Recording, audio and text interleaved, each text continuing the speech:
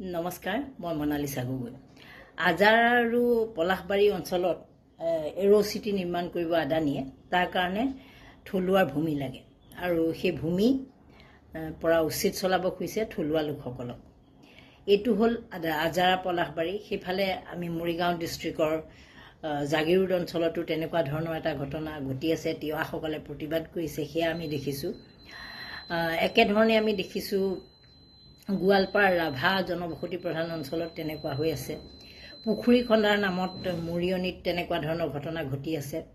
এই যে ঘটনাবোৰ, এই যে মাটি অধিগ্ৰহণ, উন্নয়ন, এই ধৰণৰ যিবোৰ তেওঁলোকৰ এইটো যদি বিৰোধিতা কৰে নহয়, থলুৱা লোকসকলে যেতিয়া বিৰোধিতা কৰে আমি মাটি নিদিওঁ, আমাৰ কৃষিভূমি নিদিওঁ, এনেধৰণে বিৰোধিতা কৰিলে আমাৰ মাজৰ এচামে উন্নয়ন নিবিচাৰে। এইবোৰ মানুহে কেতিয়াও উন্নয়ন নিবিচাৰে।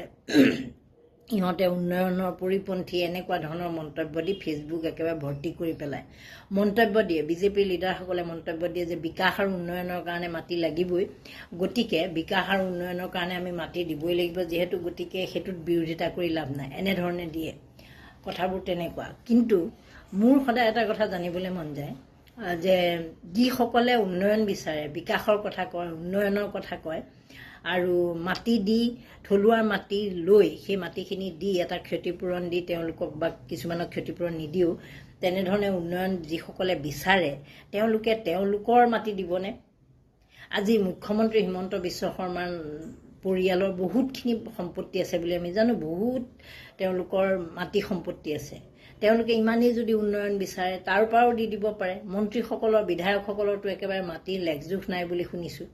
কিন্তু তেওঁলোকে আকৌ সেই উন্নয়নত হাত উজান দিবলৈ তেওঁলোকৰ মাটিখিনি এৰি নিদিয়ে। এই দুখীয়া নিচলা যিসকল খেতিয়ক, যিসকলে তাত ম'হ চৰাই, গৰু চৰাই জীৱনটো নিৰ্বাহ কৰি আছে, তেওঁলোকক দিয়ে। আৰু তেওঁলোকে সেই মাটিখিনি কাঢ়ি লোৱাৰ পাছত সেই মানুহসকলৰ যিটো জেগা আদানীয়ে যিটো ল'ব খুজিছে, তাত তেওঁ বনাব খুজিছে কি যে ছেটেলাইট টাউনশ্বিপ বনাব খুজিছে। সেইফালেও তেনেকৈ মৰিগাঁও ফালেও ছেটেলাইট টাউনশ্বিপ বনাব খুজিছে। এই যে ছেটেলাইট টাউনশ্বিপ বুলি যে কৈছে, তাক এই যে মানুহবোৰ যিবোৰ থলুৱা মানুহ, তেওঁলোকক টাউনশ্বিপত মাটি এনি দিলেও তেওঁলোকে লৈ লাভ নাই। এইটো কাৰণেই লাভ নাই কাৰণ তেওঁলোক হ'ল কৃষক বা খুব কম আয়ৰ উপাৰ্জনেৰে থকা মানুহ। গতিকে ছেটেলাইট টাউনশ্বিপ এখন বনাই দিলে তাত তেওঁলোকে ছিকিউৰিটি, ঘৰ মোচা, ঘৰ সৰা, তাৰপিছত এই ফুল ৰোৱা, এই ধৰণৰ কাম কৰাৰ বাহিৰে তেওঁলোকে কোনো ধৰণৰ তাত বেলেগ আৰু এষ্টাব্লিছমেণ্ট নাপায়। তেওঁলোকে তাত নিবনুৱা সংস্থাপন তাত নহয়। ছিকিউৰিটি এনেকুৱা ধৰণৰ সংস্থাপন হ'ব। গুৱাহাটীত এনেকুৱা বহুতবোৰ মানুহ মই চিনি পাওঁ যে মাটি বিল্ডাৰক দি দিলে, মাটি বিল্ডাৰক দিয়াৰ পিছত এনেকুৱাই মানুহ যে পুতেকক তাত ছিকিউৰিটি ৰখাৰ চৰ্তত বিল্ডাৰক মাটি দিছিল। মানে এতিয়া নহয়, আজিৰ পৰা 20 বছৰ আগতে তেনেকুৱা ধৰণৰ এটা পৰিৱেশ আছিল যে মানুহবিলাকে নাজানে, মাটি টুকুৰা বিল্ডাৰক দি দিয়ে, কি কৰিব বোলে পুতেকক চাকৰি দিব। চাকৰিটো কি? পুতেকক তাতে ছিকিউৰিটি দিব। সেই সূত্ৰত মাটি দিয়া মানুহ আছে। গতিকে আমাৰ মানুহবোৰ কিমান সহজ সৰল, কিমান বেল মানে ৰাম বেল, সেই কথাটো একেবাৰে 100% নিশ্চিত। এতিয়া যিবোৰ অঞ্চলত প্ৰতিবাদ হৈছে, মৰিগাঁৱত তিৱাসকলে কৰিছে, ইফালে পলাশবাৰী, ইফালে ৰাভাসকলে কৰিছে, সকলোতে যে প্ৰতিবাদ হৈছে, মৰিয়নিত প্ৰতিবাদ হৈছে, ডাঙৰ পুখুৰী খন্দাৰ নামত তেওঁলোকে প্ৰতিবাদ কৰিছে। এই প্ৰতিবাদবোৰ তেওঁলোকে এনেই কৰা নাই। তেওঁলোকে এই সমস্যাবোৰ তেওঁলোকে সদায় এটা গতিত চলি আছে। সেই গতিটো তেওঁলোকৰ বিকল্প নাই। তেওঁলোকক যদি কোটি কোটি টকা চৰকাৰে ক্ষতিপূৰণ দিলেহেঁতেন, লাখ লাখ টকা যদি দিলেহেঁতেন, এটা যদি চৰকাৰী চাকৰি দিলেহেঁতেন, তেতিয়া হয়তো তেওঁলোকে কিবা এটা বিকল্প বিচাৰি পেলাই মানি ল'লেহেঁতেন। কিন্তু সেই মাটিখিনিৰ নামত কিবা দিব, কেতিয়াবা নাপাব, কেতিয়াবা পাব, এই ধৰণৰ সমস্যা। আৰু তেওঁলোকে এতিয়া শেহতীয়াকৈ বুজি উঠিছে যে সেই ডাঙৰ ডাঙৰ ফ্লেটবিলাক যে নিৰ্মাণ কৰে, সেইবিলাক নিৰ্মাণ কৰাৰ পাছত তেওঁলোকৰ একো লাভ নহয়। মই যে ইতিমধ্যে ক'লোঁ যে ছিকিউৰিটি বাদ দি একো লাভ নহয়। আৰু যিসকলে বিকাশ আৰু উন্নয়ন বিচাৰি আছে তেওঁলোকে তেওঁলোকৰ মাটি নিদিয়ে, মুখ্যমন্ত্ৰীও নিদিয়ে, বাকী মন্ত্ৰী, বিধায়ক, বিজেপিৰ লিডাৰ, নেতা, পালি নেতা, তেওঁলোকৰ ঘৰৰ এটা ৰুম দিবলৈ কওকচোন উন্নয়নৰ নামত, এটা কোঠালি দিবলৈ কওক। বা মই হ'লেও দিম জানো? মই যিহেতু যেনেকৈ নিদিম, তেনেহ'লে বেলেগেও তেনেকৈ নিদিব। মই দিম যেতিয়া মই ক্ষতিপূৰণ পাম। মোৰ ঘৰৰ মূল্য যদি 10 লাখ, মোক যদি 25 লাখ টকা দিয়ে, মই হয়তো দিম। তেনেকুৱা ধৰণে দিবলৈ মানুহ ৰাজি থাকিব, কাৰণ তেওঁলোকক বিকল্প এটা ৰাস্তা লাগিব চলিবলৈ। ৰাস্তাও নাই, কথা নাই, বতৰা নাই। তেওঁলোকক ছিকিউৰিটি সপোন দেখুৱাই পেলাই সংস্থাপন হ'ব, বৃহৎ উদ্যোগ আহিব, তহঁতে থাকিব পাৰিবি, এই ধৰণৰ কিছুমান টোপ দি এনেধৰণে লোৱাটো আচলতে একেবাৰে অগ্ৰহণীয় কথা। আৰু এই থলুৱা যিসকল মানুহ তেওঁলোকে কৃষিভূমিখিনি ৰাখি থৈছে। এতিয়া আপোনালোকে জানে হাইৱে কাষত কোনো কৃষিভূমি নাই, যিবোৰ ল'লে চব উদ্যোগপতি কিবা কিবি ডাঙৰ ডাঙৰ এইবিলাক এষ্টাব্লিছ হৈ গ'ল। এতিয়া অলপ কৃষকৰ কাৰণে মাটি আছে, তাত তেওঁলোকে খেতি কৰে, সেইখিনি মাটিও লৈ ল'ব খুজিছে। আৰু চবতকৈ ডাঙৰ কথাটো, চৰকাৰে উন্নয়ন আৰু বিকাশৰ কথা কয়, তেনেকুৱা উন্নয়ন আৰু বিকাশ প্ৰায় মুখ্যমন্ত্ৰীৰ মুখত এটা কথা শুনিব আপোনালোকে যে মাটি এতিয়া নাই, মাটি পাবলৈ নাই, আমাৰ হাতত মাটি নাই, অলপহে আছে। বা বেলেগবোৰ ৰাজ্যত যিবোৰ ডেভেলপ, গুজৰাটেই কওক মহাৰাষ্ট্ৰই কওক, সেইবিলাকৰ বেছিভাগৰে মাটিবোৰ ইতিমধ্যে উদ্যোগৰ নামত গুচি গৈছে। আৰু উদ্যোগৰ নামত গুচি যোৱাৰ পিছত বিশেষকৈ মহাৰাষ্ট্ৰৰ কথা যদি আপোনালোকে লক্ষ্য কৰে, মহাৰাষ্ট্ৰৰ পৰা কিমান হাজাৰ, যোৱা যিটো নিৰ্বাচন বিধানসভা নিৰ্বাচন, মহাৰাষ্ট্ৰৰ নিৰ্বাচনক লৈ বহুত বিৰোধিতা হৈছিল। আপোনালোকৰ যদি ভালকৈ এইবোৰ খুচৰি চাই দেখিব, এটা কাৰণে বিৰোধিতা হৈছিল মহাৰাষ্ট্ৰ হ'ল দেশৰ ঔদ্যোগিক ৰাজধানী।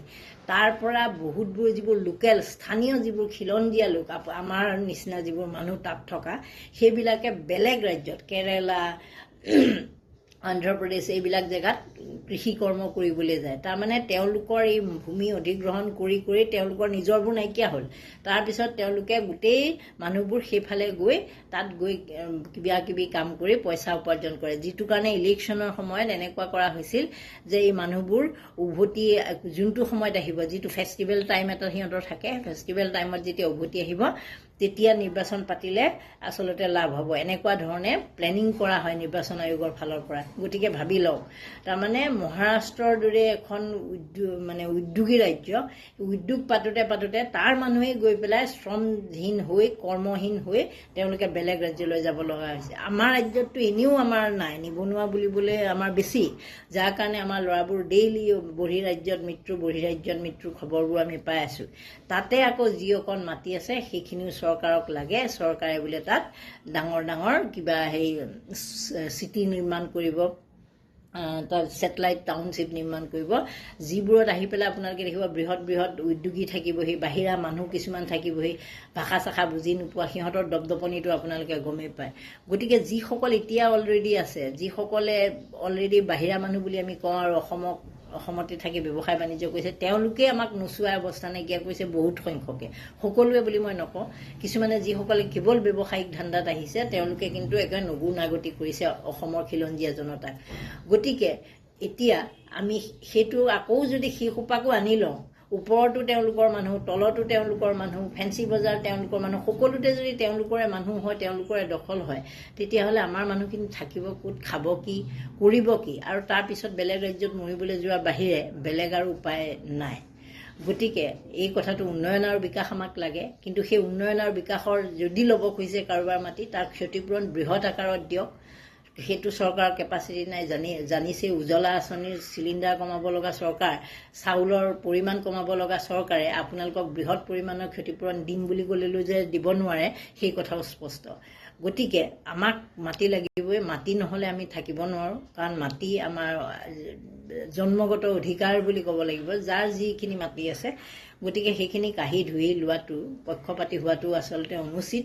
আৰু যিসকলে বৰ ফৰফৰাই উন্নয়ন কৰি থাকে নহয়, তেওঁলোকৰ নিজৰ ঘৰৰ মাটিখিনি দিবলৈ কওক, তেতিয়াই গম পাব। যিসকলে আপোনালোকক সপক্ষে বুজাবলৈ যায় তেওঁলোকক কওক যে তহঁতৰ ঘৰৰ মাটিটো আছে, তহঁতৰ ঘৰ আছে, এইবোৰকে দেচোন উন্নয়নৰ কাৰণে একেলগে দি দে, তাৰপিছত দেখা যাওক। সিহঁতবোৰে কিন্তু নিদিয়ে, কিন্তু এই সাধাৰণ খাটি খোৱা মানুহক উন্নয়নৰ নামত টুপি পিন্ধাই দালালি কৰা এটা চাম আছে, আৰু সেই চামটোৱে এনেকুৱা ধৰণৰ কামবোৰ কৰি আছে। নমস্কাৰ, ধন্যবাদ।